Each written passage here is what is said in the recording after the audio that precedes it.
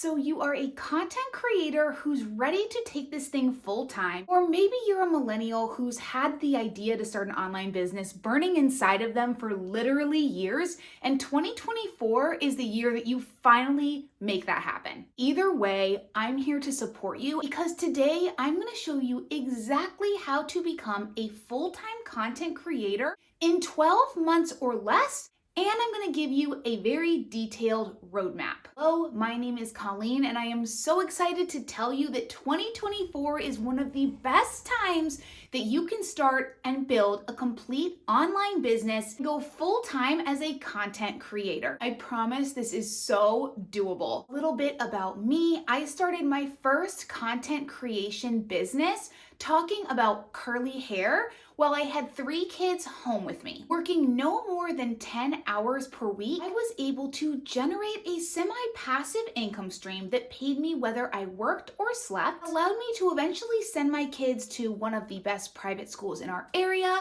pay down a ton of debt, also allowed our family to do a lot of fun things we really wouldn't usually do. That business alone brought in over $30,000 worth of digital products, and that's not even counting ad revenue and affiliates. Since then, all of my kids have gone to school. I pivoted my business, and now I teach women to do the exact same thing. But before we get started, I have a ton of free resources for you. Below, I have a free ebook that contains over 200 profitable digital product ideas, a masterclass that will help you take all of the things you learned today and everything you may have heard or read about how to become a content creator and put them into one single place and teach you exactly how to implement that, as well as other videos that relate to the topic I'm sharing today. Let's dive into your roadmap to becoming a full-time content creator in 1 year or less. Number 1, you are going to choose a topic that you can't stop talking about. You may have heard people refer to this as a niche. You can literally call it whatever you want, but the idea is picking a category of something that you are obsessed with, can't stop talking about, or maybe that people always ask you about. This step is super important because you want to find a healthy balance between something you're passionate about / love or are naturally good at, or have become good at, with a market gap. One mistake I see people make is to go all in on a niche and or topic that might not actually be profitable. A really grueling mistake to make. And so because of that, you want to get clarity on a few questions before you settle in on a topic. The first question to ask yourself is, what is something you've overcome? It can be huge or it can be small, but is there something that people seem to struggle with that you've overcome? Number 2, what is something you're naturally good at? Had to develop that skill, but it came to you more naturally than it does to most people. What you need to ask yourself is, what do you want to be known for online? In a way, online is kind of eternal. That's not to say you can never change your mind or pivot, but typically what you show up as in the beginning, you will be remembered for years to come. What is a topic that people always seem to ask you about? Friends, your family, maybe even strangers. Is there some topic that you're always drawn back to? They're all very important questions that need answers. Lastly, you need to find 3 to 5 people that are talking about the thing that you want to talk about and making money doing it. This is a key differentiator in how successful you potentially could be within this topic. When it comes to competitors, it's actually a good thing because they're proving the market for you. What I want you to remember is this: pioneers get shot, settlers get rich. That pioneers are the ones that come in and pave the way, and we're able to come in after them as settlers and see the mistakes they've made, do it better, and therefore get rich. Moral of the story is, find 3 to 5 competitors talking about the thing you want to talk about that are doing it well and are actually making money doing it. Step 2, find a very specific person that you want to help. The biggest mistakes I see people make when starting an online business is leading with the question, what do I want to sell, instead of who do I want to serve? So you want to flip the script and start asking yourself, who do you want to serve? Why? Because this is the secret sauce to make your marketing irresistible. But what you need to know is that you need to create every single piece of content with a very specific person in mind.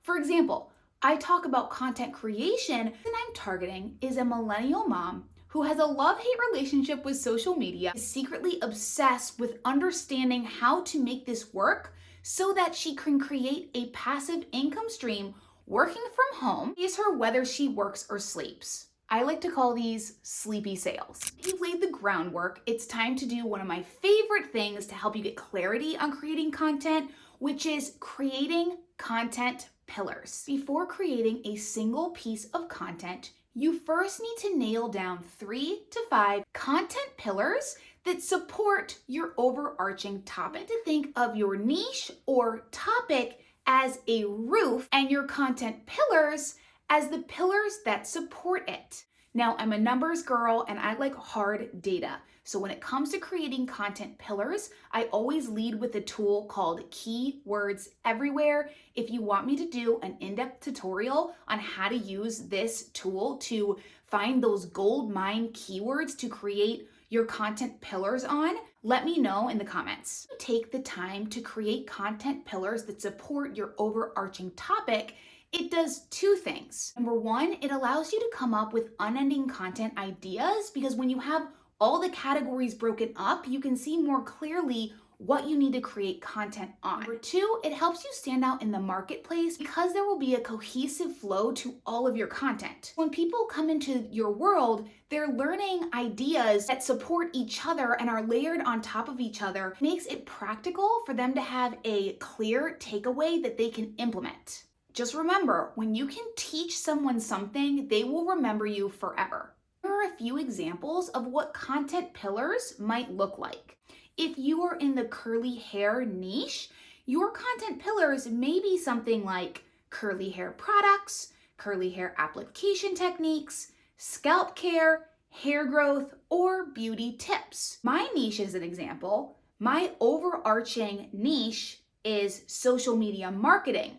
But my content pillars are email marketing, digital products, content creation, and passive income. You see how all of those pillars support my overarching topic? You've mapped out your content pillars. It's time to move on to choosing what platform you want to use. And when it comes to choosing a platform, I always recommend starting with one long form platform and one short form platform. Here's the truth that I wish more people were talking about. If you want to become a full-time content creator, you need to have both one long form content platform and one short form. One huge mistake I see creators make is choosing one single platform, only publishing their content on it. This saying that goes, don't put all your eggs in one bucket. It applies to this principle. In order to convert a follower to your email list or to a sale from short form content than it is from long form content. Leading with long form content since day one has allowed me to build an email list of over 14,000 people without a single dollar in ad spend. Find one long form platform, meaning blog, YouTube, or podcast, and one short form content platform, meaning TikTok, Instagram, or YouTube Shorts. Learn everything you can about those specific platforms. This allows you to diversify your content and serve on a deeper level for those that want to go a step deeper with you. This may sound overwhelming, but I promise you if you take the time to lead with long form content, it actually makes short form content like Reels or TikToks or YouTube Shorts much easier to create because they're all coming off your long form content piece. Again, it makes all of your content more cohesive for your ideal follower. Next, prioritize email from day one. Email is the new pen pal, and I know it might sound crazy, but the majority of your sales will come from your email list. According to Forbes and tons of other Business Insider websites, email is still in, it's not going away,